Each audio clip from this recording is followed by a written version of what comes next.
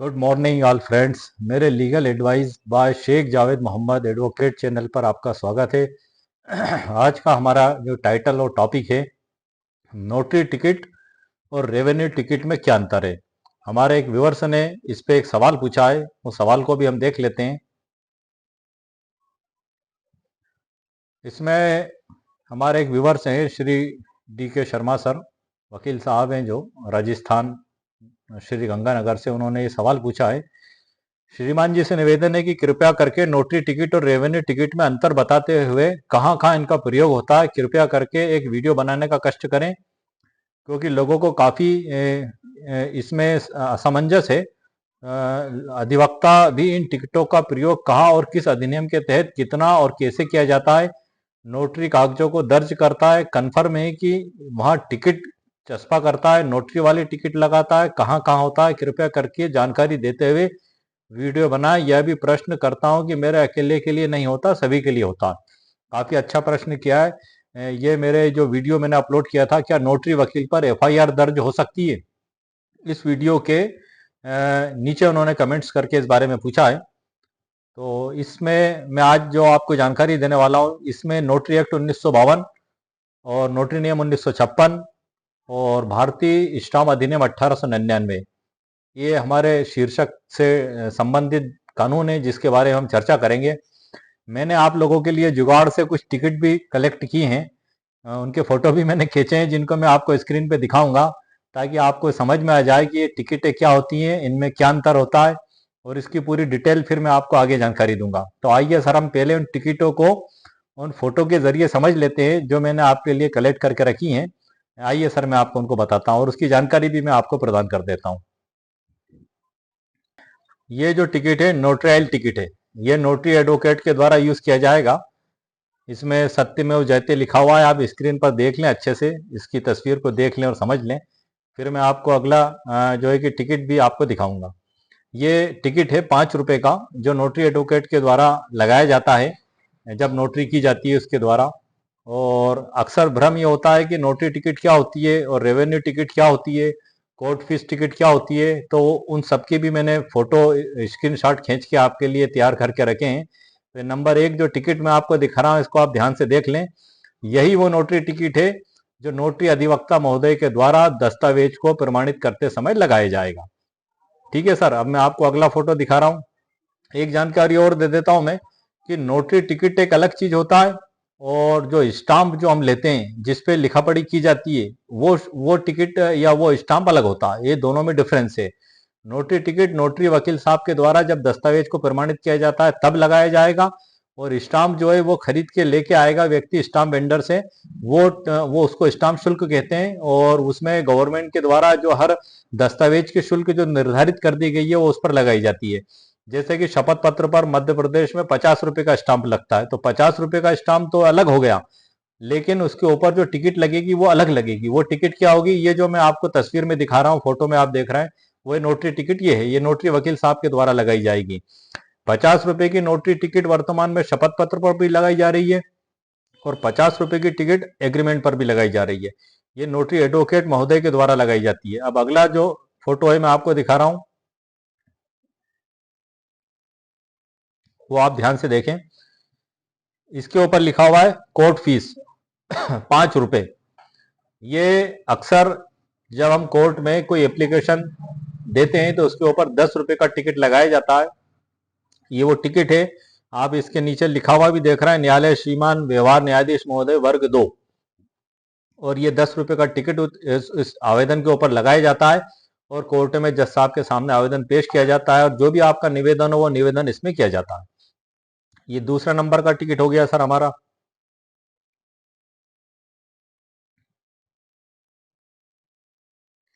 ये सर है स्टाम्प, गैर न्यायिक स्टाम्प इसको कहते हैं, नॉन जुडिशियली स्टाम्प। 100 रुपए का स्टाम्प है ये। ये जो स्टाम्प है, इस स्टाम्प पर लिखा पढ़ी की जाती है। ये ऑफलाइन भी मिलता है और ऑनलाइन भी मिलता है। ऑनलाइन किस प्रकार से होता है उसका भी फोटो मैंने आपके लिए तैयार करके रखा है, वो भी मैं आपको भी बताऊंगा। लेकिन ये आपको एक बतौर एग्जांपल मैं बता रहा हूं। जैसे 500 रुपए के स्टाम्प पर आपने एग्रीमेंट किया तो इस प्रकार का स्टाम्प आपके द्वारा लिया जाएगा। ये ऑफलाइन है और ऑनलाइन आप लेंगे तो उसके ऊपर लिखा हुआ आएगा प्रिंटेड, जो मध्य प्रदेश रजिस्ट्रीकरण अधिनियम के तहत होता है। जैसे कि फॉर एग्जांपल मैं आपको बता दूं, ये 2 फोटो छिपा के जिनका भी है एग्रीमेंट का, ये आप देख लें, इसके ऊपर लिखा हुआ है भारतीय स्टाम्प करके, इस पे ऐसा लिखा हुआ आता अलग से, ये प्रिंटेड निकलता है। तो ये इस पे तो लिखा पढ़ी की जाएगी, और जब नोटरी वकील साहब के द्वारा इसको नोटराइज किया जाएगा तो उनके द्वारा इस पे टिकट अलग से लगाए जाएंगे। ये दोनों बड़ी महत्वपूर्ण चीजें हैं, ये दोनों टिकटों में और स्टाम्पों में अंतर है। नोटरी वकील साहब के द्वारा नोटराइल टिकट लगाया जाएगा, और ये स्टाम्प शुल्क के तहत जो भारतीय स्टाम्प अधिनियम 1899 के तहत जो शुल्क जिस दस्तावेज पे जो निर्धारित की गई है, उस शुल्क को हमें स्टाम्प खरीद कर लाना होगा, उस पर लिखा पढ़ी करानी होगी, और नोटरी वकील साहब के द्वारा उसको नोटरी किया जाएगा। वो टिकट उनके द्वारा अलग लगाया जाएगा। अब मैं आपको अगला फोटो भी सर दिखा देता हूँ। ये आपने सर देख लिया ध्यान से, ये है 100 रुपए का स्टाम्प। बतौर एग्जाम्पल के मैंने आपके लिए लिया है ये 50 रुपए का एफिडेविट में लगता है और 500 रुपए का एग्रीमेंट में लगता है सामान्यतः। ये मध्य प्रदेश का बता रहा हूं, हर स्टेट का अलग अलग है।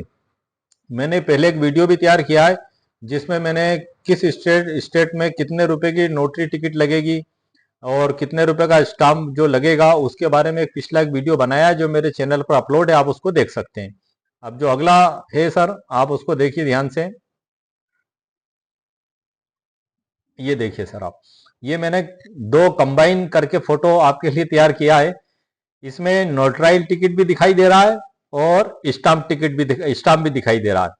ये जो ऑफलाइन स्टाम्प है, इस स्टाम्प के ऊपर जब नोटरी वकील साहब के द्वारा नोटरी की गई तो ये टिकट लगाया गया। आप गिनती भी लगा सकते हैं, ये 5 रुपए का एक टिकट है। ये 1 2 3 4 5 6 7 8 9 10 टिकट इस पे लगाए गए। 10 मतलब 50 रुपए के।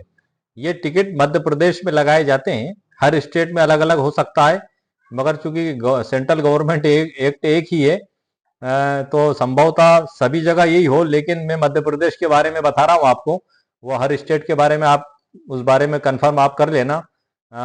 लेकिन ये जो आप टिकट देख रहे हैं ये 50 रुपए के टिकट हैं।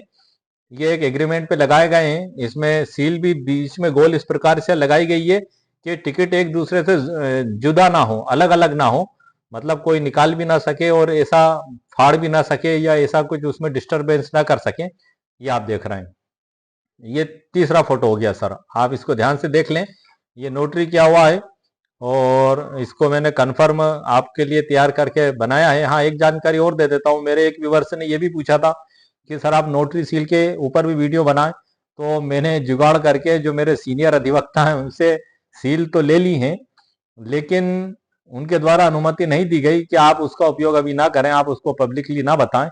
तो इसलिए वो जब मेरी खुद की सीलें अगर तैयार हो जाती हैं या कहीं और से व्यवस्था हो जाती है तो मैं आप लोगों के लिए जल्दी उसकी भी व्यवस्था करके वो सील जो लगाई जाएंगी उनका पूरी डिटेल के साथ आपके लिए वीडियो अलग से बना दूंगा। अब ये सर आप फोटो देख लें, विशेष तौर से देख लें, आप ध्यान से देख लें। इस पे लिखा हुआ है नोटराइल, जो नोटरी वकील साहब के टिकट लगाया जाएगा उस पर नोटराइल लिखा हुआ है, आप ध्यान से देख लें।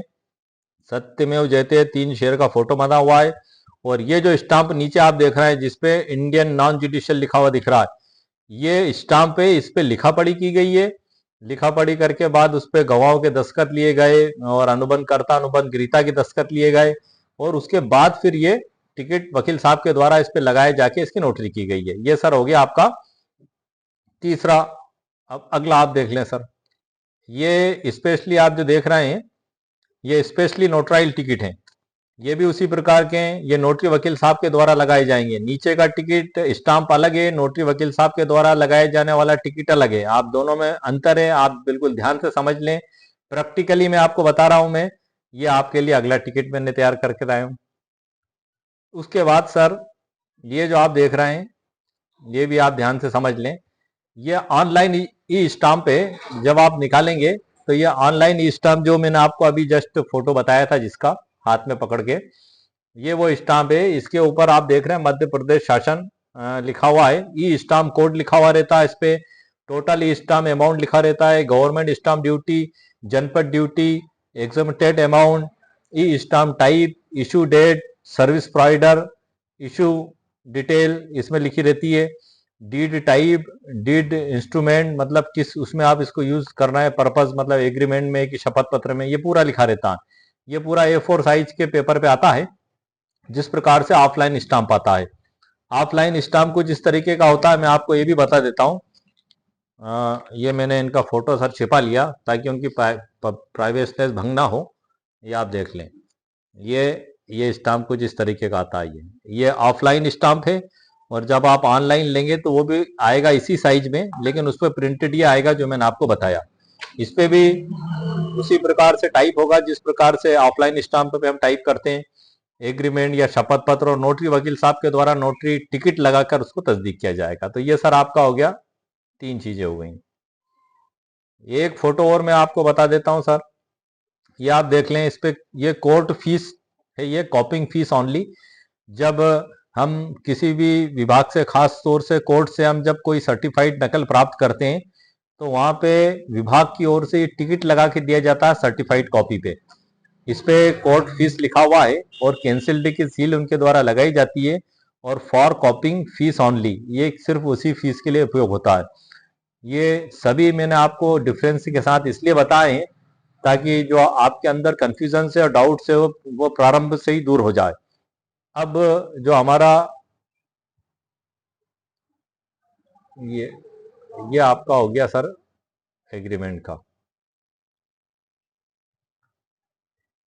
तो इस प्रकार से ये जो मैंने आपको फोटो सर इसलिए बताएं ताकि आपके मन में जो भ्रम पैदा हो रहे थे वो दूर हो जाएं, प्रैक्टिकली दूर हो जाएं। ताकि जो रेवेन्यू टिकट होता है वो अलग होता है। एक और टिकट आता है सर, एक छोटा सा आता है ₹1 का, जो पोस्ट ऑफिस में अक्सर मिलता है। जब हम एक्नॉलेजमेंट रसीद लेते हैं या प्राइमरी से नोट पर लगाते हैं, लाल रंग का होता है, वो छोटा से साइज में आता है। वो टिकट एक अलग टिकट होता है। लेकिन हमारा जो मेन टॉपिक है वो ये जो आप स्क्रीन पे देख रहे हैं वो इससे ताल्लुक रखता है। ये नोटरी टिकट इस पे अलग से लगाया हुआ है, नीचे का स्टाम्प अलग है, दोनों अलग अलग हैं। आप दोनों को एक ना समझें। यदि कोई व्यक्ति आपके पास स्टाम्प की लिखा पढ़ी करने आता है या एफिडेविट कराने आता है तो फॉर एग्जाम्पल उसको ₹50 का स्टाम्प अलग से खरीद के लाना होगा। उस पे स्टाम्प पे टाइप करवा के शपथ पत्र उसको लिखाना होगा, वो जिस भी संबंध में हो। उसके बाद नोटरी वकील साहब के द्वारा जब नोटरी की जाएगी तो उस पर ये वाले टिकट लगाए जाएंगे जो आप स्क्रीन पर देख रहे हैं, जिसपे नोटराइल टिकट लिखा हुआ दिखाई दे रहा है। तो ये मुख्य अंतर आपकी समझ में आ गया होगा। इसके बाद नोटरी वकील साहब के द्वारा जो उनकी फीस ली जाएगी वो अलग ली जाएगी, जो हर स्टेट में संभवतः अलग अलग हो सकती है। उसके बारे में मैं कोई जानकारी आपको नहीं देना चाहता। वैसे मध्य प्रदेश में सामान्यतः सभी एक सूची दी हुई है, मैंने एक वीडियो पहले बनाया है, उसमें नोटरी वकील साहब की फीस क्या होगी उसके बारे में डिटेल जानकारी दी है। वो मेरे चैनल पर अपलोड है, आप उसको भी देख सकते हैं। वो डिफरेंट हो सकती है अलग अलग जगहों के हिसाब से। तो ये सर हमारा जो है कि मुख्य चीज जो थी मैंने आपको प्रैक्टिकली दिखा दी है। आप एक बार और देख लें। नोटराइल टिकट अलग होता है, स्टाम्प पेपर का जो शुल्क है वो अलग होता है, और वकील साहब के द्वारा जो प्रमाणित जो फीस ली जाती है वो अलग ली जाती है। टिकट अलग लगाया जाता है, वकील साहब के द्वारा उनकी उसको प्रमाणीकरण की फीस अलग ली जाती है। स्टाम्प पेपर वो खुद खरीद के लाता है सामने वाला व्यक्ति, टाइप भी वो उस पर होता है, वो शुल्क अलग दी जाती है टाइप वाले को। ये सभी शुल्क अलग अलग उससे ली जाती है।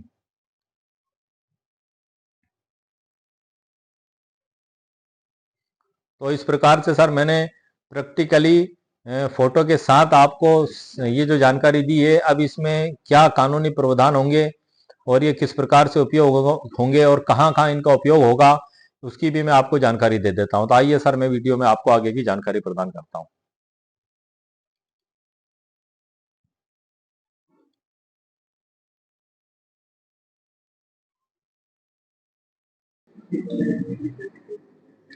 तो ये सर आप जो स्क्रीन पर देख रहे हैं, आपका प्रश्न बहुत महत्वपूर्ण और व्यवहारिक है, क्योंकि नोटरी टिकट और रेवेन्यू टिकट के उपयोग और इनके बीच का अंतर कई लोगों के लिए स्पष्ट नहीं होता है।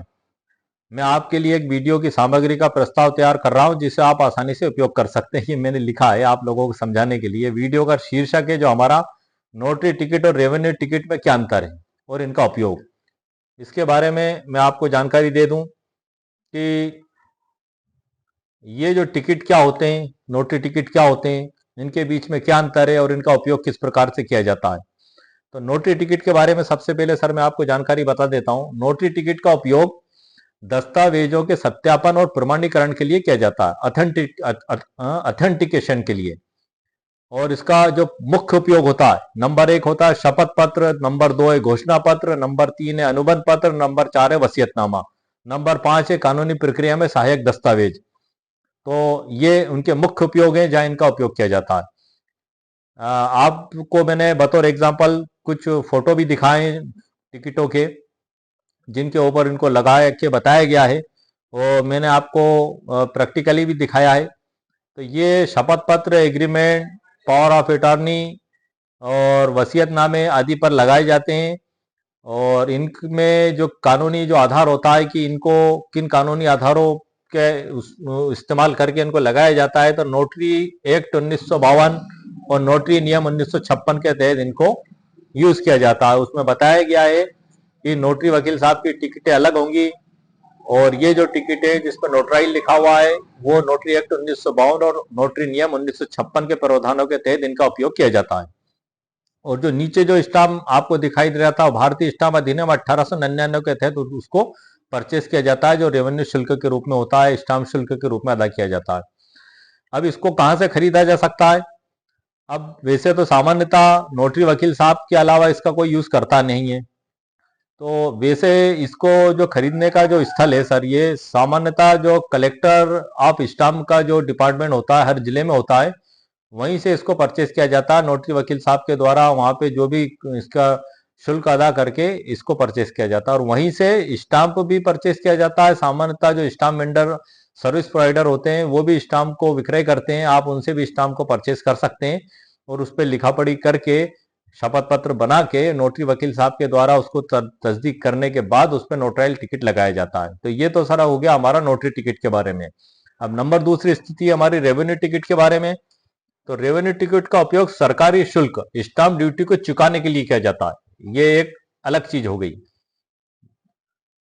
इसका जो मुख्य उपयोग है ये संपत्ति पंजीकरण, प्रॉपर्टी रजिस्ट्रेशन, जैसे कि आपने जमीन खरीदी, मकान खरीदा या प्लाट खरीदा, तो आपको रजिस्ट्रेशन एक्ट 1908 के तहत उसका रजिस्ट्रेशन करवाना होगा। हर तहसील जिले में रजिस्ट्रार और सब रजिस्ट्रार के ऑफिस बनाए गए हैं जहां पे इनका रजिस्ट्रेशन होता है। आज की तारीख में वर्तमान में तो सभी जगह ऑनलाइन होता है। मध्य प्रदेश में MPIGR पोर्टल पर इसका रजिस्ट्रेशन किया जाता है। वहां पे स्टाम्प शुल्क अदा की जाती है, स्टाम्प ड्यूटी, और पंजीकरण शुल्क अदा किया जाता है। उसके बाद आपकी रजिस्ट्री को विधि अनुसार रजिस्टर्ड किया जाता है, और उसके अनुसार आप वैध रूप से मालिक उसके बनते हैं। तो इसका उपयोग स्टाम्प ड्यूटी चुकाने में होता है। एक स्टाम्प जो रजिस्ट्रेशन एक्ट के तहत आता है, जिसका मैंने आपको स्क्रीन पे दिखाया भी था कि उसमें पूरा स्टाम्प ड्यूटी और उसका टाइप, डी ड्राफ्ट, तो टोटल जो डिटेल लिखी हुई थी वो उस प्रकार के स्टाम्प का यूज होता है। दूसरा होता है खरीदी बिक्री के अनुबंध में, उसमें भी इसका इस्तेमाल होता है। आप इसको सर्विस प्रोवाइडर से परचेस करके उस पर आप खरीदी बिक्री का अनुबंध भी लिख सकते हैं। आप चाहें तो उसको MPIGR पोर्टल पर ऑनलाइन रजिस्टर्ड भी करवा सकते हैं, वहां पे आपको स्टाम्प ड्यूटी अदा करना होगी, तो ये स्टाम्प ड्यूटी वहां अदा होती है। नोटरी टिकट के बारे में ऊपर अभी आपको बताया था, ये नोट रेवेन्यू टिकट के बारे में चर्चा हो रही है। हमारा जो वीडियो है नोटरी टिकट और रेवेन्यू टिकट में क्या अंतर है, उसी से ताल्लुक में समस्त जानकारी आपको दे रहा हूं। अगला आता है ऋण के पत्र में, लोन एग्रीमेंट में, ये भी रजिस्टर्ड होते हैं और इस पे भी जो स्टाम्प शुल्क अदा होता है। गिफ्ट डीड, दान पत्र जिसको हम कहते हैं, उसमें भी इन रेवेन्यू टिकट का उपयोग होता है। ये आपको अलग से चिपकाना नहीं होते हैं। ये जो रजिस्ट्रेशन एक्ट 1908 की धारा 17 के तहत जिन दस्तावेजों को रजिस्ट्रेशन अनिवार्य कर दिया गया है, जैसे कि संपत्ति पंजीकरण, विक्रय विलेख हो गया, दान पत्र हो गया आदि, और भी दस्तावेज हैं जिनको नेसेसरी है करवाना, तो वहां पे ये ऑलरेडी ऑनलाइन गवर्नमेंट साइट पर अदा कर दिए जाते हैं। लेकिन एग्रीमेंट एक दो कंडीशन में होता है कि एक तो उसको रजिस्ट्रेशन भी करवाया जाता है, दूसरा नोटरी वकील साहब के द्वारा नोटराइज भी किया जाता है। तो जब आप नोटरी वकील साहब के द्वारा नोटराइज कराने के लिए सर्विस प्रोवाइडर से स्टाम्प को खरीद के लाते हैं, तो उसमें ये शुल्क अदा हो जाता है। जैसे कि अनुबंध पत्र में 500 रुपए का स्टाम्प लगता है, तो आप 500 रुपए का स्टाम्प खरीद के लाए, तो ये गवर्नमेंट के द्वारा निर्धारित शुल्क आपके द्वारा अदा कर दिया गया है। भारतीय स्टाम्प अधिनियम 1899, रजिस्ट्रेशन एक्ट 1908 आदि के तहत इसके बारे में जो निर्धारित मापदंड तय किए गए हैं उसी पे आपको लिखा पढ़ी करवाना होगी। जैसे कि मध्य प्रदेश में 50 रुपए के स्टाम्पों पर एफिडेविट करवाना अनिवार्य है। यदि कोई व्यक्ति 50 रुपए के स्टाम्पों पर एफिडेविट नहीं लिखवाता है, तो कानूनी रूप से मान्य नहीं होगा। और यदि एग्रीमेंट 500 रुपए से कम स्टाम्प पर लिखा जाता है तो वो भी कानूनी रूप से मान्य नहीं होगा जब तक कि उसकी पूरी ड्यूटी अदा ना कर दी जाए जो स्टाम्प शुल्क गवर्नमेंट के द्वारा तय किया गया है। इसी प्रकार से अन्य वित्तीय लेन देन में भी इसका उपयोग होता है। इसमें कानून के आधार क्या हैं, कौन से कानून के तहत इसका इस्तेमाल किया जाता है, तो भारतीय स्टाम्प अधिनियम 1899, इंडियन स्टाम्प एक्ट 1899 के तहत इसका इस्तेमाल किया जाता है। कहां से खरीदा जा सकता है इसको? सर, स्टाम्प वेंडर से, जिसको हम सर्विस प्रोवाइडर कहते हैं, आप उनसे भी परचेस कर सकते हैं। उसी प्रकार से सरकारी कार्यालयों में जो रजिस्ट्रार ऑफिस जो स्टाम्प रजिस्ट्रेशन एक्ट के तहत जो स्टाम्प विभाग जो बनाया गया है रजिस्ट्रेशन के तहत, वहां से भी आप इसको प्राप्त कर सकते हैं। वैसे सामान्यतः सर्विस प्रोवाइडर के पास उपलब्ध रहता है, वो ऑनलाइन निकाल कर आपको दे देते हैं, और ऑफलाइन भी उपलब्ध रहता है। जो मैंने कलर्ड आपको स्टाम्प दिखाया था जिसपे नॉन जुडिशियली स्टाम्प लिखा हुआ था, वो ऑफलाइन भी प्राप्त हो जाता है, तो उसी पे टाइप हो जाता है, और ऑनलाइन भी आप इसको प्राप्त कर सकते हैं। दोनों का मूल्य और महत्व समान है। नोटरी और रेवेन्यू टिकट में क्या अंतर है? नोटरी टिकट कानूनी सत्यापन के लिए उपयोग होता है, मतलब नोटरी वकील साहब के द्वारा सत्यापन किया जाना तब तक नहीं माना जाएगा जब तक कि वो उस पर लगने वाली नोटराइल टिकट को पूर्ण रूप से न लगा दें। फॉर एग्जाम्पल, जैसे मैंने आपको बताया 50 रुपए की टिकट लगाई जाती है अभी मध्य प्रदेश में, वो 50 रुपए की टिकट नहीं लगाते हुए नोटरी वकील साहब ने सिर्फ 5 रुपए की टिकट लगा दी, तो वो गवर्नमेंट के चोरी भी मानी जाती है कि ये टिकटों को कम लगाया गया और गवर्नमेंट के टैक्स में कमी की गई, और एक गैर कानूनी कृत्य भी माना जाता है। और नोटरी वकील साहबों को सख्त हिदायत दी गई है कि वो कम टिकट न लगाएं, ये एक विधि विरुद्ध कार्य है, तो उसको कानूनी मान्यता प्राप्त नहीं होगी यदि नोटरी वकील साहब के द्वारा निर्धारित नोटराइल टिकट से कम टिकट उस पर लगाया है। तो नंबर 1 तो हो गया कानूनी सत्यापन के लिए उपयोग होता है। रेवेन्यू टिकट सरकारी शुल्क स्टाम्प ड्यूटी के लिए उपयोग होता है। सर, इसका दस्तावेजों को प्रमाणित करता है नोटरी टिकट, और वित्तीय लेन देन को वैध बनाता है रेवेन्यू टिकट। जैसे कि आपने जमीन खरीदी, आपने खरीदी 15 लाख रुपए में जमीन, और 4 लाख रुपए आपके उसमें रजिस्ट्री में खर्च आए, उसमें से एक उदाहरण के तौर पे 3.5 लाख रुपए आपके लगे स्टाम्प ड्यूटी के, और 50,000 रुपए लगे आपके पंजीयन शुल्क में। तो ये जो स्टाम्प ड्यूटी आपने अदा की, ये वही स्टाम्प ड्यूटी है, ये वही सरकारी शुल्क है जो आपके लेन देन को वैध बनाता है। अगर आप ये अदा नहीं करेंगे तो आपकी रजिस्ट्री भी नहीं होगी, ना आपका मॉर्टगेज होगा, ना आपकी पावर ऑफ अटॉर्नी बनेगी, ना ही आपका अन्य कोई दस्तावेज जो आप ऑनलाइन रजिस्टर्ड करवाना चाहते हैं रजिस्ट्रेशन एक्ट के तहत, वो भी वैध नहीं माने जाएंगे और ना ही वो रजिस्टर्ड किए जाएंगे। उदाहरण है नोटरी का शपथ पत्र और अनुबंध पत्र, और इसका है उदाहरण रेवेन्यू टिकट का है संपत्ति पंजीकरण और गिफ्ट डीड, मतलब सेल डीड हुआ और गिफ्ट डीड हुआ। रजिस्ट्रेशन एक्ट 1908 की धारा 17 में वसीयत का रजिस्ट्रेशन आवश्यक नहीं है, लेकिन विक्रय विलेख नेसेसरी है, गिफ्ट डीड नेसेसरी है, आदि अन्य दस्तावेज और भी हैं जिनका पंजीकरण कराया जाना अनिवार्य है। यदि आप इनका पंजीकरण नहीं कराते हैं तो ऐसे दस्तावेजों से कोई कानूनी मान्यता प्राप्त नहीं होती है, कोई कानूनी अधिकार प्राप्त नहीं होते हैं, ना तो खरीदने वाले को मालिक होने का अधिकार प्राप्त होता है और ना ही उसको एक विधि अनुसार निष्पादित रजिस्ट्री डीड माना जाएगा। नोटरी टिकट और रेवेन्यू टिकट का सही उपयोग कैसे करें? दस्तावेज के प्रकार के अनुसार सही टिकट का चयन करें।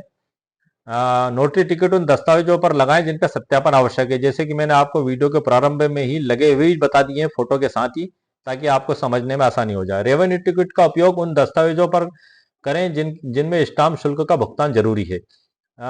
फॉर एग्जाम्पल, जैसे 500 रुपए का स्टाम्प आप खरीद कर लाए, तो ये आपका स्टाम्प ड्यूटी शुल्क अदा हो गया।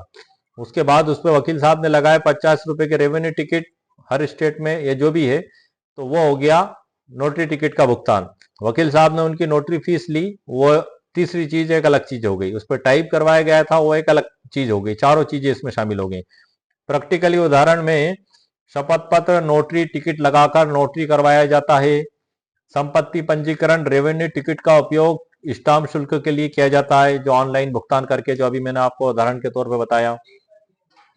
तो इस प्रकार से ये सारी जानकारी मैंने सर आपको दी है, और ये इसी टॉपिक पे मैंने आप लोगों के लिए एक ई बुक भी तैयार कर ली है, और उसी ई बुक के अंदर से मैं आपको पढ़ के समझा भी रहा हूँ। और इसको मैंने अमेजोन पे अपलोड भी कर दिया है। और इस ई बुक की जो लिंक है मैं डिस्क्रिप्शन बॉक्स में वीडियो के नीचे दे भी दूंगा। यदि आपको मेरे वीडियो सुनने के बाद ऐसी आवश्यकता महसूस होती है कि इसमें कुछ कानूनी आधार हमें काफी अच्छे लगे हैं, हम इसको परचेज भी करना चाहते हैं, तो 99 रुपीज प्राइस इसकी मैंने रखी है, आप इसको वहां से परचेज भी कर सकते हैं।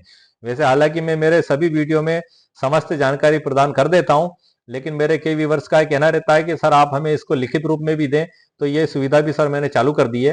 तो आइए इसके बारे में भी मैं बता देता हूं। तो आप जैसा देख रहे हैं, ये स्क्रॉल के मैं ऊपर जा रहा हूँ, ये सब ई बुक ही है जो मैंने आप लोगों के लिए पूरी डिटेल में तैयार की है। काफी पन्नों में तैयार हुई है ये, तकरीबन 40-50 पेज A4 साइज के इसमें आ गए हैं। इसके शुरुआत में मैंने लिखी है और इसी में से कुछ और कानूनी आधार भी मैं आपको बता देता हूं जो आज के हमारे वीडियो के टॉपिक से संबंधित हैं। नोटरी टिकट और रेवेन्यू टिकट में क्या अंतर है। ई बुक के प्रारंभ में सर मैंने लिखा है, कानून का उद्देश्य केवल सजा देना नहीं बल्कि न्याय को सुनिश्चित करना है। हर व्यक्ति को न्याय पाने का अधिकार है, चाहे वह कितना भी छोटा या बड़ा क्यों ना हो। और इसमें जो हमारा शीर्षक है ई बुक का, नोटरी टिकट और रेवेन्यू टिकट में अंतर कहाँ और कैसे उपयोग करें। इसमें परिचय में भी मैंने बताया है, इसमें नोटरी और रेवेन्यू टिकट क्या होते हैं, इनका उद्देश्य और महत्व और वीडियो का उद्देश्य। नोटरी टिकट में परिभाषा और भूमिका, उपयोग का क्षेत्र, शपथ पत्र, घोषणा पत्र, वसीयत, अनुबंध पत्र, कानूनी आधार में बता चुका हूं आपको। रेवेन्यू टिकट की परिभाषा के बारे में भी बता चुका हूं, मुख्य अंतर भी मैंने आपको बता दिया है, डिस्क्लेमर भी इसमें मैंने लिखी हुई है, परिचय भी आपको इसमें डिटेल में लिखा हुआ है।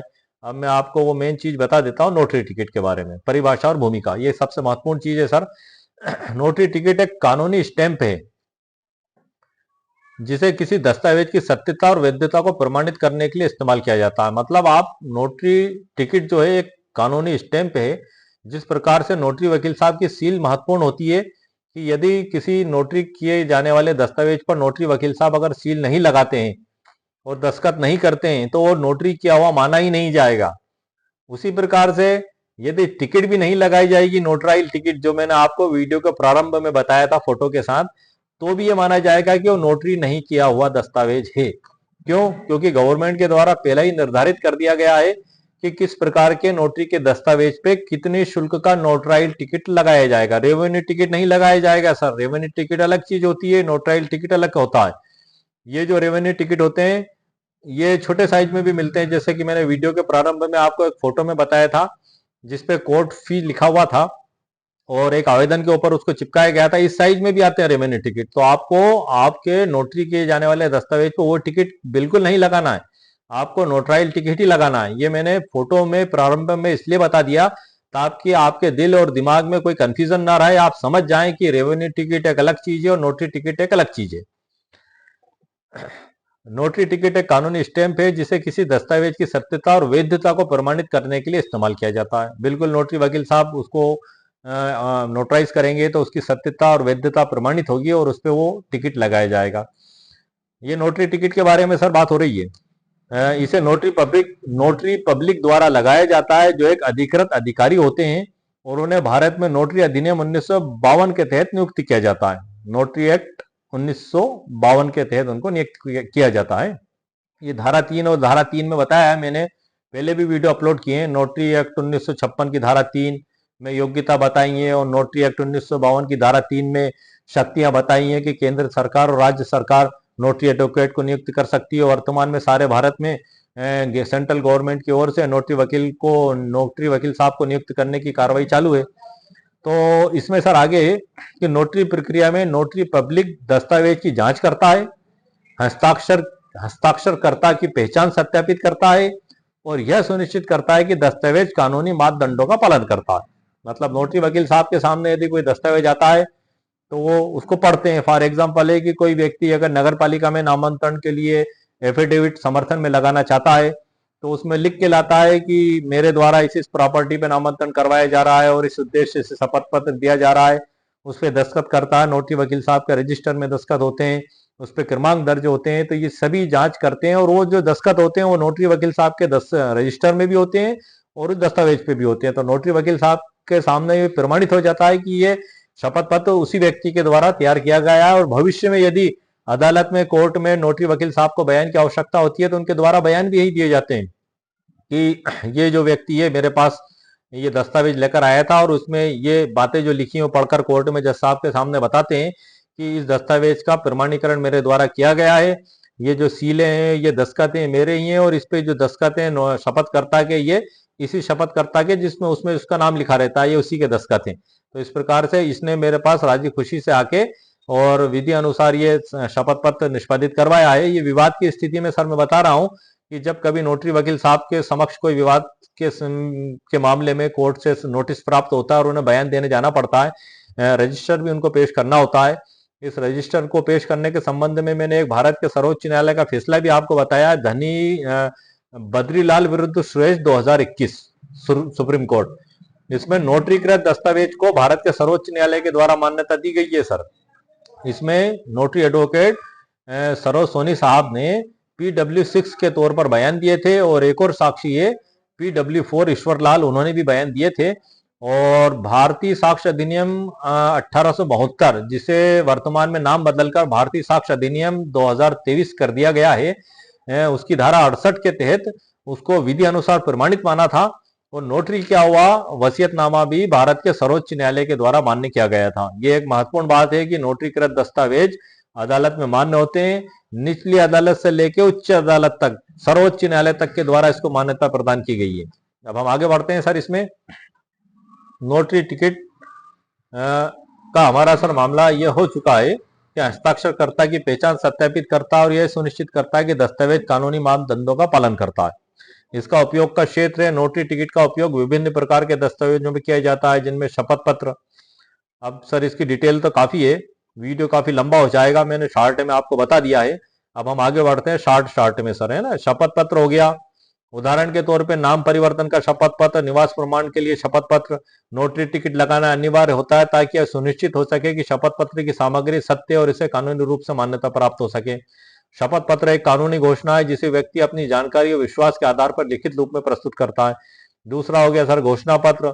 इसका उदाहरण भी है सर एक घोषणा पत्र एक लिखित बयान है जिसमें व्यक्ति किसी तथ्य जानकारी को सार्वजनिक रूप से घोषित करता है। उदाहरण शादीशुदा या अविवाहित होने का प्रमाण, संपत्ति विवाद में सहमति पत्र। टिकट, नोटरी टिकट इसे वैधता प्रदान करता है। वसीयत, इसमें सादे कागज पे भी लिखी जा सकती है, हरे कागज पर। मैंने कई वीडियो बनाए, मेरे चैनल पर अपलोड है, आप देख सकते हैं। अनुबंध पत्र में किसी भी प्रकार के समझौते में अलग अलग उसमें स्टाम्प ड्यूटियां तय की गई है, उसकी भी लिस्ट दी गई है। भारतीय स्टाम्प अधिनियम 1899 के तहत भी बताया गया है। तो इसमें जो है कि यह सुनिश्चित करता है कि अनुबंध कानूनी रूप से मान्य और दोनों पक्ष द्वारा स्वीकृत है। नोटरी टिकट, इसका महत्व क्या होगा। नोटरी टिकट दस्तावेजों को कानूनी वैधता और प्रमाणिकता प्रदान करता है। यह न्यायालय में दस्तावेजों को स्वीकार्य बनाता है। यह धोखाधड़ी और झूठे दावों से बचाव करता है। मतलब बाद में यदि कोई विवाद पैदा होता है तो नोटरी वकील साहब की भूमिका बड़ी महत्वपूर्ण होती है। वो बयान देते हैं कोर्ट में, जज साहब के समक्ष बताते हैं कि ये दस्तावेज मेरे द्वारा बिना किसी छल कपट के, बगैर किसी धोखाधड़ी से दोनों पार्टी ने सहमति के आधार पर तैयार करवाने मेरे पास आए थे और मैंने विधि अनुसार टिकट चस्पा करके और पर्याप्त स्टाम्प शुल्क पे ये लिखा गया था और दस्तखत हुए थे मेरे समक्ष। और ये उन्हीं लोगों के दस्तखत हैं, उनके रजिस्टर से भी दस्तखत मिलान करके देते हैं। वर्तमान में मैंने मेरे एक नोटरी वकील साहब जो सीनियर अधिवक्ता हैं उनसे चर्चा भी की थी और उनसे कुछ कानूनी जानकारियां भी मैंने प्राप्त की थी। जैसे कि नोटरी जो सेंट्रल गवर्नमेंट के तहत जो नोटरी एडवोकेट बनाए गए उनका रजिस्टर कहाँ जमा होगा। तो उन्होंने मुझे बताया कि वो स्वयं दिल्ली गए थे और उनका रजिस्टर दिल्ली जमा करा के आए नोटरी सेल में। तो ये आप सभी लोगों के लिए स्पष्ट हो चुकी है, ऑल इंडिया के नोटरी एडवोकेट्स के लिए। ये प्रैक्टिकली बात है जो मैंने आज ही उनसे पूछी थी और मैं आपको बता रहा हूँ। तो उन्होंने वो जो रजिस्टर है पूरा नोटरी सेल दिल्ली में जमा कराया, स्वयं वो जमा कराने गए थे। तो ये वो रजिस्टर है जिसमें सभी नोटरी एडवोकेट्स जो दस्तावेज को प्रमाणित करेंगे तो उसकी एंट्री करेंगे, उनका नाम, पता, उम्र, जाति, निवासी, धंधा और उनके सिग्नेचर लेंगे। दोनों पार्टियों के वकील साहब के सिग्नेचर होंगे।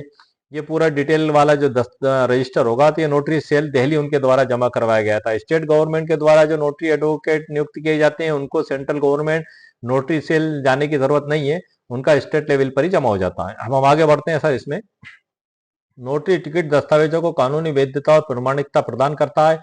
यह न्यायालय में दस्तावेजों को स्वीकार बनाता है। यह धोखाधड़ी और झूठे दावों से बचाव करता है। ये सर मैं ई बुक के अंदर ही पढ़ के आपको बता रहा हूँ जो मैंने आपके लिए तैयार की है और इसको मैं उस पर अपलोड भी करूंगा, आप देख लें। कानूनी आधार और नोटरी टिकट, नोटरी एक्ट 1952, यह अधिनियम नोटरी पब्लिक की नियुक्ति, शक्तियों, कर्तव्यों को परिभाषित करता है। धारा 8 के तहत नोटरी के कर्तव्यों में शामिल है दस्तावेजों को प्रमाणित करना, शपथ और घोषणाओं को सत्यापित करना, दस्तावेज पर नोटरी टिकट लगाकर उन्हें वैध बनाना।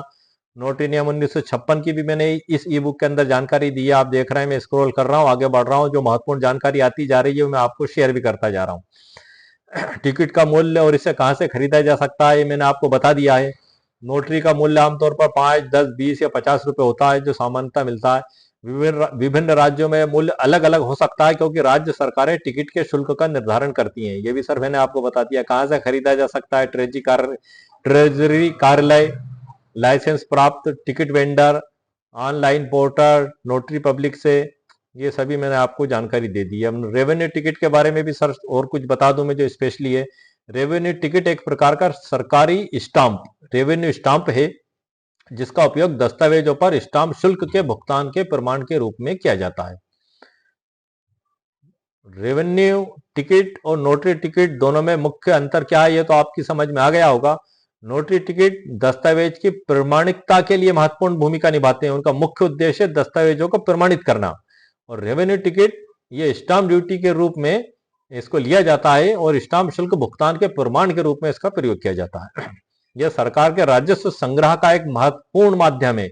इसे विभिन्न प्रकार के दस्तावेजों पर कानूनी मान्यता देने के लिए लगाया जाता है। जैसे कि मैंने वीडियो के प्रारंभ में आपको बता दिया था कि कोई एग्रीमेंट यदि 500 रुपए के स्टाम्प शुल्क पर किया जाता है, मध्य प्रदेश का बता रहा हूं मैं आपको, भारतीय स्टाम्प एक्ट 1899 के तहत इनकी समस्त सूचियां दी गई हैं कि 500 रुपए का उसमें शुल्क तय कर दिया। अब आप उसको 500 रुपए के स्टाम्प पर नहीं लिखाते हुए 100 रुपए पर लिखा लेते हैं तो वैध नहीं माना जाएगा।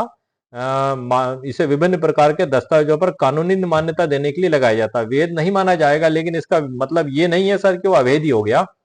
आपको मैं प्रैक्टिकली एक और उदाहरण बता देता हूं कि यदि आपने कम शुल्क अदा करके कोई दस्तावेज आपने लिख लिया, अब आपने उसको लिख के अपने घर पे रख लिया तो ठीक है सर, बैठे रहे सालों साल। लेकिन यदि उसको लेकर कोई विवाद पैदा हो गया तो आपको अदालत में जाना पड़ेगा। अब आप अदालत में जाएंगे तो कोर्ट में उस दस्तावेज को मान्य नहीं किया जाएगा। तब तक मान्य नहीं किया जाएगा जब तक आप उस पर उचित स्टाम्प शुल्क अदा ना कर दें। आप जैसे ही बयान की स्टेज पे आपका दावा आएगा, यदि आपने अनुबंध पालन का दावा लगाया, उदाहरण के तौर पे हम आप इस प्रकार से भी समझ लेते हैं कि एक व्यक्ति ने 5 बीघा जमीन परचेस की या मकान खरीदा 5 लाख रुपए में, और उसकी स्टाम्प शुल्क 500 रुपए के स्टाम्प पे उसकी लिखा पढ़ी होना चाहिए थी, उसने 500 रुपए पर नहीं करते हुए 100 रुपए पर कर ली और उसको अपने पास रख लिया। अब अदालत में जब वो मुकदमे सामने वाली पार्टी जिसने उसको बेचा था रजिस्ट्री कराने से मना कर दिया, उसने अदालत में अनुबंध पालन का दावा पेश किया और जब बयान की स्टेज पे उसका मुकदमा आया, वो गवाह देने के लिए जब खड़ा हुआ तो विपक्षी अधिवक्ता ने उस पर आपत्ति ली कि सर ये विधि अनुसार स्टाम्प शुल्क नहीं चुकाया गया है, इसको साक्ष्य में ग्राह्य नहीं माना जाए तो जज साहब वहां पर रोक देंगे। उस समय यदि जो वादी अधिवक्ता है उनके द्वारा धारा 35 स्टाम्प अधिनियम के तहत एक आवेदन लगाया जाता है कि ये इसको हमें स्टाम्प विभाग से उचित स्टाम्प शुल्क से लगाए जाके इसकी प्रमाणीकरण के अवसर प्रदान किया जाए और अनुमति दी जाए। तब जज साहब उस पर आपको अनुमति प्रदान करते हैं। फिर उसकी सर्टिफाइड कॉपी निकाल के आदेश पत्रिका की और उस दस्तावेज को अदालत से आसन लेके फिर आपको आपके जिले के कलेक्टर ऑफ स्टाम्प के यहाँ पर जाना होता है। वो उसकी विधि अनुसार जांच करते हैं। उस पे दंड का भी प्रावधान है, जुर्माने के रूप में आप पे दंड भी लगाया जाता है कि इतनी राशि आप इस पे अतिरिक्त आपको देना पड़ेगी। उसके बाद वो एक रसीद भी देते हैं और उस पे उचित स्टाम्प शुल्क का प्रमाणीकरण देते हैं। उस रसीद के साथ फिर आपको दोबारा वो दस्तावेज कोर्ट में पेश करना होता है। उसके बाद फिर गवाह में वो एग्जिबिट होता है। एग्जिबिट मतलब प्रदर्शित, मतलब उस पे EXP1 डलता है, प्रदर्श P1। उसके बाद वो साक्ष्य में ग्राह्य माना जाता है और जज साहब जब जजमेंट देने बैठते हैं तब उसको पढ़ते हैं। यदि आपने प्रोसीजर नहीं अपनाई तो उस दस्तावेज को निर्णय में जज साहब देखेंगे ही नहीं। और जब दस्तावेज को निर्णय में जज साहब नहीं देखेंगे तो आपका मुकदमा हारना तय है, क्योंकि आपका वही आधार है केस जीतने का, अनुबंध। इसलिए आप हमेशा सही रूप से स्टाम्प खरीद के पूर्ण रूप से नोटराइज टिकट लगाकर नोटरी वकील साहब से सत्यापित करवाएं, ताकि भविष्य में यदि आपको किसी भी प्रकार की कानूनी समस्या का सामना करना पड़ता है तो आप उससे मुकाबला करके केस को जीत सकें। अब हम आगे बढ़ते हैं सर। रेवेन्यू टिकट का उपयोग, स्टाम्प शुल्क का मैंने आपको बता दिया जिन दस्तावेजों पर लगाया जाता है जिन पर लेन देन या अनुबंध की कानूनी मान्यता आवश्यक है। उदाहरण बिक्री, खरीदी, गिफ्ट डीड और साझेदारी अनुबंध, ये मैंने आपको बता दिया। दस्तावेज पंजीकरण, रेवेन्यू टिकट का उपयोग रजिस्ट्रार के कार्यालय में दस्तावेज पंजीकरण के लिए किया जाता है। यह दस्तावेज को सरकारी रिकॉर्ड में दर्ज कराता है और इसे न्यायालय में मान्यता बनाता है। अब ये जो पंजीकरण है सर, ये मैंने आपको बताया है कि आजकल ये सब ऑनलाइन कर दिया गया है। पहले ऑफलाइन जो रजिस्ट्रियां होती थी, तो उस ऑफलाइन रजिस्ट्री में जो लाल रंग का स्टाम्प मैंने आपको वीडियो के प्रारंभ में बताया था, उस स्टाम्प पे टाइप करके और रजिस्ट्रार ऑफिस में प्रस्तुत किया जाता था। लेकिन वर्तमान में वो पुरानी व्यवस्था बंद करके ऑनलाइन रजिस्ट्रियों का निष्पादन किया जाता है। तो आप जैसे ही सर्विस प्रोवाइडर के पास जाते हैं तो वो आपसे शुल्क जमा कराता है, स्टाम्प ड्यूटी की और पंजीयन रसीद की, और वो ऑनलाइन ही गवर्नमेंट के खाते में अदा कर दी जाती है। तो इस प्रकार से दस्तावेज का पंजीकरण हो जाता है। तो वहां पे इसका उपयोग किया जाता है। इसको आप स्टाम्प टिकट भी कह सकते हैं, स्टाम्प शुल्क भी कह सकते हैं, या आप गवर्नमेंट शुल्क भी आप कह सकते हैं। इसी प्रकार से रेवेन्यू टिकट का महत्व जो है, ये संपत्ति का अनुबंध प्रॉपर्टी एग्रीमेंट में मैंने आपको बता दिया। रेवेन्यू टिकट का महत्व स्टाम्प शुल्क के लिए, और दस्तावेज पंजीकरण में भी बता दिया। कानूनी प्रावधान भी मैंने आपको सर इसमें बता दिए। धारा 35 का ये बताया सर मैंने आपको, ये बता दूं मैं, यह अधिनियम स्टाम्प शुल्क की दरें और दस्तावेजों पर इसे लागू करने के लिए नियम निर्धारित करता है। धारा 3 है ये जो धारा 3 है सर, ये आपकी है भारतीय स्टाम्प अधिनियम 1899 की है। या उन दस्तावेजों पर स्टाम्प शुल्क लगाना अनिवार्य बनाती है जिनमें वित्तीय लेन देन, संपत्ति हस्तांतरण या अनुबंध शामिल है। मतलब एफिडेविट पे 50 रुपए का लगना है तो लगना है सर, एग्रीमेंट पे 500 रुपए का लगना है तो लगना है, 1000 रुपए का लगना है तो लगना है। ये जो भी गवर्नमेंट के द्वारा एक्ट के तहत निर्धारित कर दिया गया है वो आपको इस धारा के तहत लगाना अनिवार्य है। धारा 35 जो मैंने आपको बताया था, बिना स्टाम्प शुल्क वाले दस्तावेज न्यायालय में मान्य नहीं होंगे। आपने लिखा पढ़ी करा ली और यदि एक पार्टी ने आपके साथ बेईमानी और धोखाधड़ी कर ली और आपको कोर्ट में जाने की नौबत आ पड़ी, तब आपको जुर्माने के साथ फिर जमा कराना होगा। धारा 35 के तहत आवेदन भी पेश करना होगा, जज साहब से अनुमति भी लेना होगी। जब जज साहब आपको अनुमति प्रदान कर देंगे, तब उस दस्तावेज को और जज साहब की अनुमति की आदेश पत्रिका को लेकर आपको कलेक्टर ऑफ स्टाम्प के पास जाना होगा और वहां से फिर वैलिड उस पर जो शुल्क लगती है लगा के फिर पेश करना होगा। उसके बाद वो कानूनी रूप से मान्य किए जाएंगे। रेवेन्यू टिकट के उपयोग, केवल वैध और अधिकृत रेवेन्यू टिकट का उपयोग करना अनिवार्य है। अनुचित टिकट या फर्जी स्टाम्प का उपयोग दंडनीय अपराध है। जैसे कि एक अभी वर्तमान में कुछ सालों पहले एक फर्जी स्टाम्प का भी बहुत बड़ा भांडाफोड़ हुआ था कि कोई एक अब्दुल करीम तेलगी ऐसा कुछ नाम था उनका, और वो काफी उसमें बड़े बड़े राजनेताओं का भी नाम आया था, और उसमें काफी मात्रा में जो है कि स्टाम्प बना लिए गए थे और छाप दिए गए थे। न्यूज़पेपरों में भी खबर छपी थी, पेपरों में भी खबर छपी थी। मुझे भी ध्यान है, वीडियो बनाते समय एकदम से ध्यान आया दंडनीय अपराध है, तो मैंने उसको आपको बता दिया। वो काफी जबरदस्त और एक बहुत बड़ा करप्शन और भ्रष्टाचार निकल के सामने आया था, जो आप लोगों की भी जानकारी में होगा। रेवेन्यू टिकट का मूल्य और स्थान सर मैंने आपको बता दिया है। मुख्य अंतर नोटरी टिकट और रेवेन्यू टिकट में, इसमें भी थोड़ा सा बता देता हूं सर। आप ये सब ई बुक के अंदर मैंने लिखा है। दस्तावेजों को कानूनी मान्यता, सत्यता और प्रमाणिकता प्रदान करने के लिए किया जाता है। नोटरी पब्लिक द्वारा लगाया जाता है, ये भी सर मैंने आपको बता चुका हूँ मेरे वीडियो में। इसी प्रकार से उपयोग के उदाहरण है कि जो है कि नोटरी टिकट कहाँ उपयोग किए जाते हैं और रेवेन्यू टिकट कहाँ उपयोग किए जाते हैं। नोटरी टिकट में शपथ पत्र आ गया, वसीयत, किराएदारी एग्रीमेंट, और रेवेन्यू टिकट जो है कि ये एक अलग प्रकार के हैं जो रजिस्ट्रेशन के तहत आते हैं, जो मैंने आपको बता दिया। सामान्यतः नोटरी वकील साहब के समक्ष तो स्टाम्प खरीद के व्यक्ति लेके आता ही है, उस पर लिखा पढ़ी करवा के ही लाता है, और वो उसमें उपयोग किए जाते हैं। और नोटरी टिकट कहाँ चिपकाए जाते हैं, तो इस मैंने फोटो के साथ बता दिया सर आपको, वीडियो के प्रारंभ में बता दिया, जिसमें फोटो लगा हुआ है नोटराइल टिकट का, स्टाम्प के ऊपर ही लगाए गए हैं। उसको अंदर भी लगाए जा सकते हैं, जहाँ जगह हो आप वहाँ उसको लगा सकते हैं। और कहाँ का उपयोग होता है सर, ये भी मैंने आपको जानकारी दे दी है पूरी। प्रैक्टिकली कुछ उदाहरण भी है सर इसमें। वीडियो काफी लंबा हो जाएगा सर आपका, इसलिए मैं शॉर्ट में बता देता हूँ। ये सब मैंने ई बुक के अंदर लिख दिया है, प्रैक्टिकली उदाहरण भी मैंने बता दिए। मुख्य अंतर जो हो गया इनका उद्देश्य, ये भी मैं आपको बता चुका हूँ सर। और ये सब मैंने ई बुक के अंदर लिख दिया। परिस्थितियों का विवरण, 50 रुपए का स्टाम्प पेपर खरीदना, 500 रुपए का, ये भी मैंने आपको बता दिया। उसका अनुबंध टाइप कराना, नोटरी कराना, ये सभी जानकारी मैंने दी है सर आपको। और 50 रुपए का ये बताया मैंने, इसमें 500 रुपए का, 500 रुपए का स्टाम्प पेपर क्या होता है और किस श्रेणी में आता है ये भी ई बुक के अंदर मैंने लिखा है। क्योंकि वीडियो सर लंबा हो जाएगा। रेवेन्यू टिकट और स्टाम्प शुल्क अलग अलग होते हैं, लेकिन इनमें कुछ समानताएं भी होती है, ये भी मैंने ई बुक के अंदर सर लिखा है। इसी प्रकार से ये आप जो देख रहे हैं, प्रश्न आ गया हमारे, ये सर का प्रश्न है, ये हमारे श्री डी.के. शर्मा सर जो गंगानगर राजस्थान के रहने वाले हैं, उनके काफ़ी अच्छे प्रश्न हैं। उन पे मैंने 2-1 वीडियो और बनाए पहले भी, और इसके अलावा भी एक हम वीडियो भी मैंने बनाया है, क्या नोटरी वकील पर एफआईआर दर्ज हो सकती है। ये भी हमारे एक व्यूवर्स हैं, उस पे उनका नाम गुंजन जोशी लिखा हुआ था, उनके द्वारा सवाल किया गया था। तो उस पे मैंने जैसे ही समय मिला वीडियो अपलोड कर दिया है, मेरे चैनल पर वो अपलोडेड है। और एक और हमारे व्यूवर्स हैं, उन्होंने कहा था कि हिबानामे पर आपत्ति किस प्रकार से ली जा सकती है।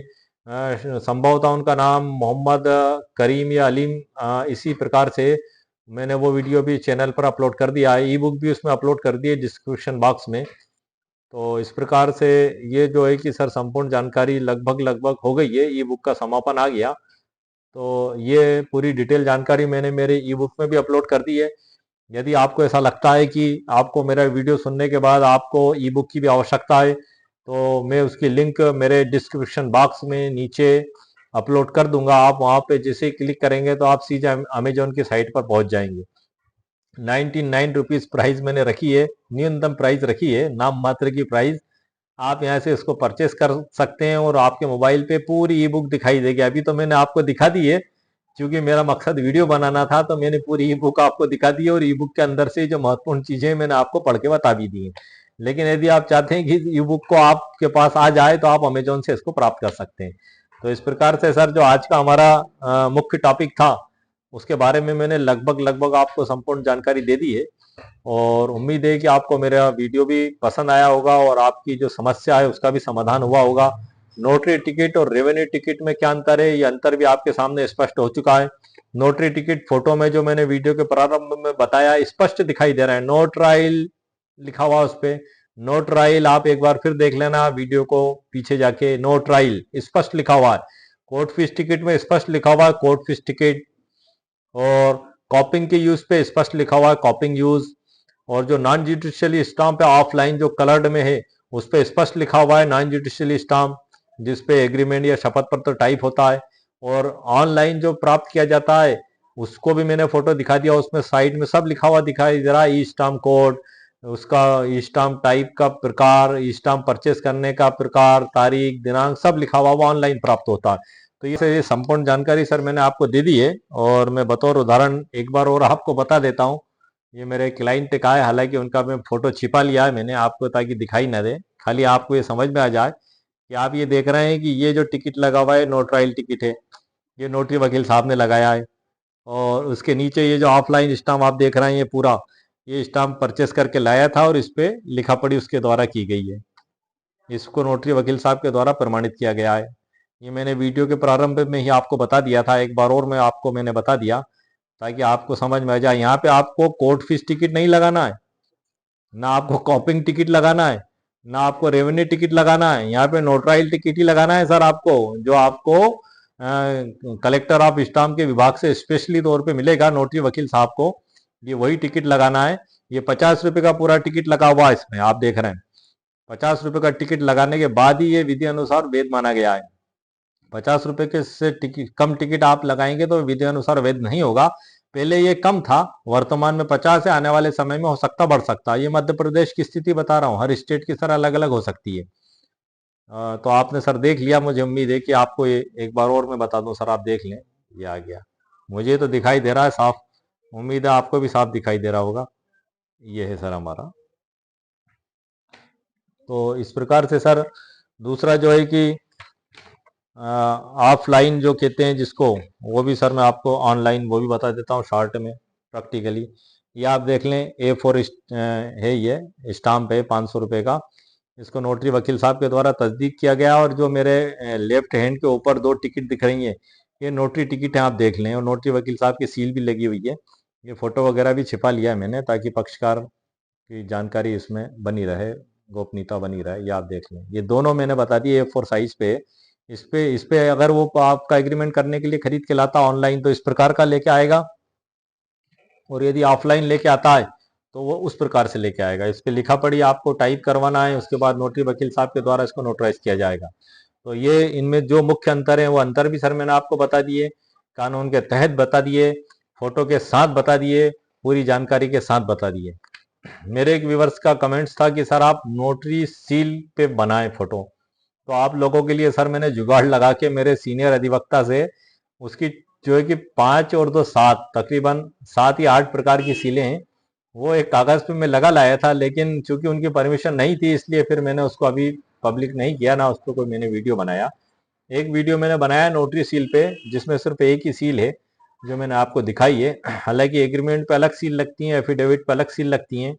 कुल तकरीबन 8 प्रकार की सीलें होती हैं जो नोटरी वकील के द्वारा उसको तस्दीक करने के दौरान लगाई जाती हैं। शपथ पत्र पर कम सीलें लगाई जाती हैं और एग्रीमेंट पे ज़्यादा सीलें लगाई जाती हैं।